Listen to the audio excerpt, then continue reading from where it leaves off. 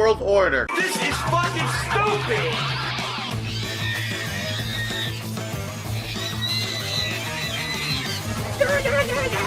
Come on! Get your shirts off! Get your shirts off! Get your shirts off! Get your shirts off! I just care about money. I just can't help it. I need money. Wanna face the truth, Piggy? First the consequence! Ah!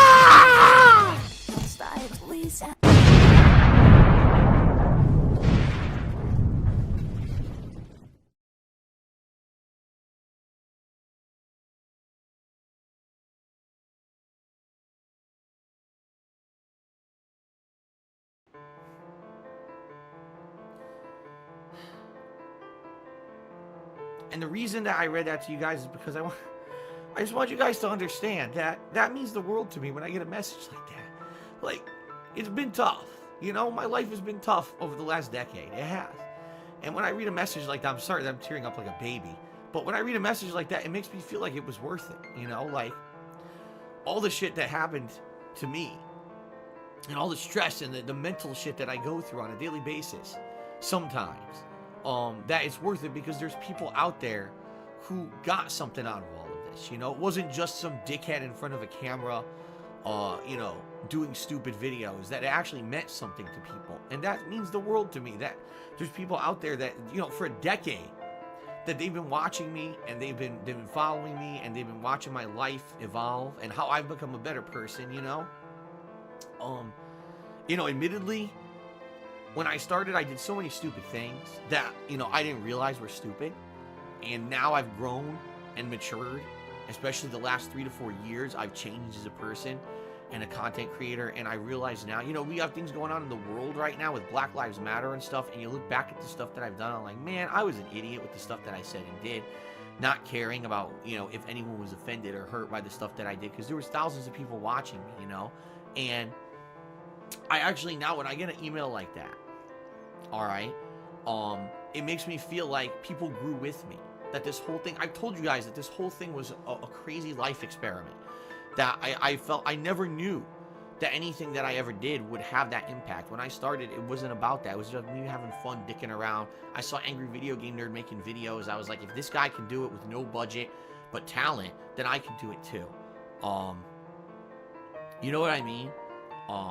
And now I feel that over 10 years later, even if there's so many shitheads who hate me, there's at least a body of work on the internet that you guys can watch whenever you want, and you can see my evolution as a person over the last decade. And that means the world to me to get a message like that. And listen, I'm certainly not trying to downplay people who have been incredibly supportive to me on the streams and everything, but that kind of message right there, that makes it all worthwhile. It does. Like that, it touches me, and it makes me know that, you know, there are people who get it. That there are people who get it.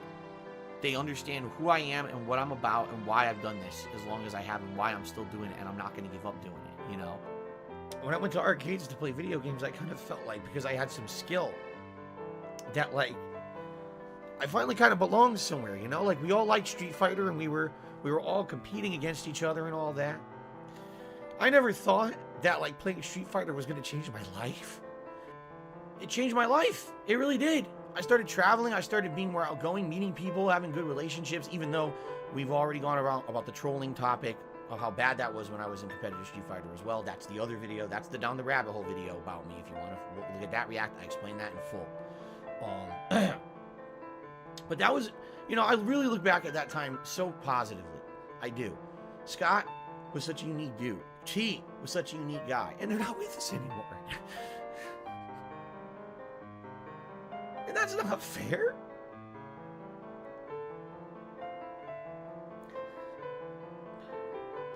There were positive influences on this planet.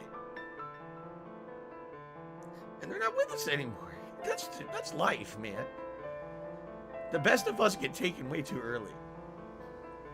And the rest of us are just stuck here, right? But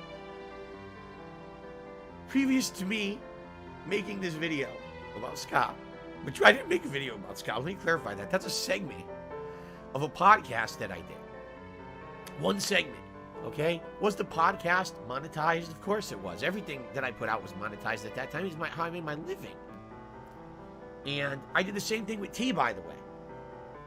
And I don't have that for you. I don't want to play that for you. That's already been that's not the subject matter of this video that we're reacting to today, okay? But basically I did a T tribute, and in the T tribute, this is something when people always wanted me to talk about on my podcast about my past and stories about my past. And in the past, someone, because I was known on YouTube, obviously, I was a known YouTuber, and people knew from over the years me talking about my old formative days of Street Fighter that I was friends with this kid T Carter before he had passed. Someone came to me one day at not a tournament, excuse me, I think it was a convention, it could have been a tournament, and they handed me a packet of photos. The packet of photos was his personal packet. He said, Phil, I want you to have this. I said, what is this? He goes, you know, these are pictures of T, and actually Scott's in a couple of them too. And he says, these are pictures that I want you to have because you are known on YouTube. And he says, T was such a beautiful guy. I'm not talking about his looks, his personality. He was outgoing, he was vibrant, he was full of energy, he was the nicest guy. He had a passion for Street Fighter. He was the best player in Connecticut. The entire time he was alive, he was the best player in Connecticut. Okay? He said, I'd like you to have these pictures because I know you were a friend with T.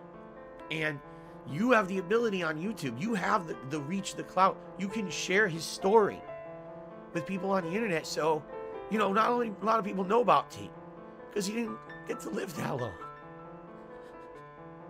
And you can be the person to tell his story. So I did. I made a video on a podcast just like that. And I had scanned the pictures into my computer. Okay? And I shared it with the world. The podcast doesn't get a lot of views. Okay? The podcast maybe got 10,000, maybe 20,000 views tops. Okay? I thought I did a good job doing a tribute to T. Alright? And I did as best I could. Now I'm going to tell you guys something that nobody knows. I was haunted by T's death for a very long time. I actually feel like it was one of the reasons why I originally had depression. Because it happened to me at a time in my life when, my God, I hadn't dealt with death or loss. And although everyone in Connecticut was hurting at the time when he died, I blamed myself for it. That day, he was walking home from playing Street Fighter at this kid's house, and a gang member decided to shoot him for no reason. I guess, there's all kinds of guesses, and I guess the rumor that hit the streets was that this gang member, this was their initiation. Oh, prove that you're hard enough to be part of our gang by just murdering someone in the fucking street walking home. He got shot. Okay? And I blame myself because I said if I had hung out with T that day and I had driven him to his friend's house, I could have driven him home. Before I moved out of Connecticut, I drove to his grave and couldn't get out of the car. I didn't say goodbye before I left because I couldn't do it because I was too fucking weak. Because I was so haunted at losing this guy. And this was many years later. He died in the late 90s. This was 2014 and I couldn't do it. Okay? You say I monetized someone's death. Alright? I don't know how worse you could be of a person to say something like that. Alright? Okay? But T had Guile, Dalsim, Blanca, and Zangief, but he had a duplicate of Blanca and Zangief. You see? Between the two of us, there was no way that we were going to get a whole set for each of us. It wasn't possible. Okay? And they didn't exist anymore. You couldn't get them anymore. Once they were in the arcades for that first, 6 months Street Fighter 2 was out, once they were gone, they were gone. That was the end. They were, there was no way to get these ever again. They weren't sold anywhere. That was it. So, basically we sat there, they had tables in the back of the arcade and we were looking at what we had. And we were going to do the swap. And T basically goes, you know what, man? He goes,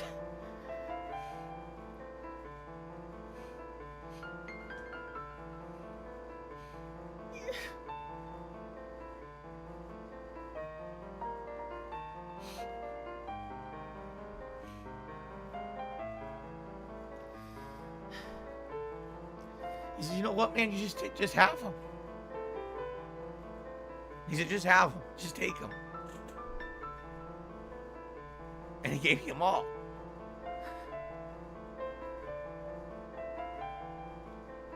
That was the kind of guy that he was, you know?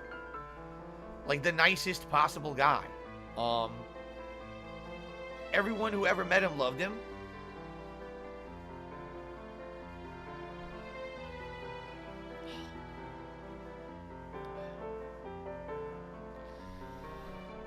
And, you know,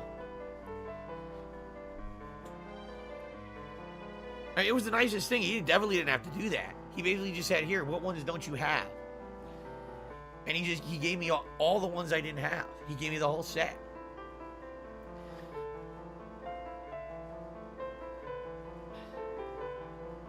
If you don't know why I'm crying, because maybe you have no idea, it's because he passed away. He was murdered. And, you know, everyone in Connecticut was never the same after that. We were all, you know, totally different people because we couldn't deal with it because it was so messed up, you know. And it was my first encounter with real death and loss. And, you know, lucky for me that I did keep them. You have no respect for people that are alive, that for fucking people that are dead. You don't give a shit about anybody but yourself. So there you go.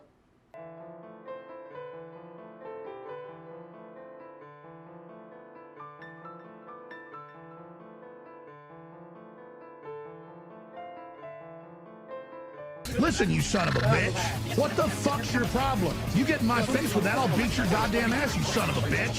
You piece of shit. You fucking goddamn fucker. Listen, fuckhead. You have fucking crossed the line. Get that through your goddamn fucking head.